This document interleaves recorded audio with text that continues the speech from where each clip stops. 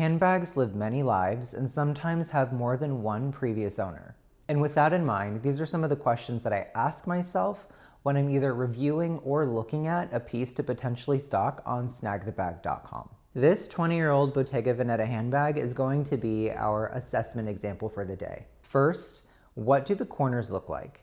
A little bit of distress is normal because after all, they are used handbags, but what I'm looking for is whether or not there's so much distress on the bag that you see the exposed leather underneath. This is a great example of strong corners for a vintage piece, but if you could see the original grain leather, maybe the taupe or the coloring was faded away, that would be a big no for me. Is the leather healthy? Leather dries out over time as it's used, as it's touched. That doesn't necessarily bother me. What does bother me is whether or not there's any cracking or chipping or major stains that would require a repainting. Those are things that I pay attention to. When something has a lot of life still left in the piece, you know that it's possible for you to give it another life by finding its next owner. Handles and hardware are also things that I pay attention to. Have the handles been ruined?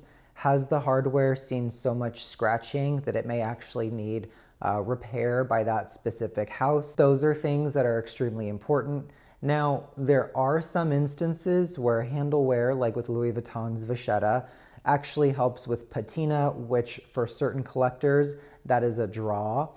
But there are other cases where the handles need to be preserved in order for the piece to actually maintain its aesthetic and its appeal. Lastly, has the bag maintained its shape? When it comes to secondary goods, you also want to make sure that the integrity of the shape that you are seeking or that you are assessing is in the condition that it should be. Now, there are, again, for instance, with the Hermes Birkin, where the slouchiness that a Birkin achieves over time is actually appealing to specific collectors versus the more structured shape that the bag has initially. And that's an example of when over time the structure changes and a bag becomes more appealing, that slouch.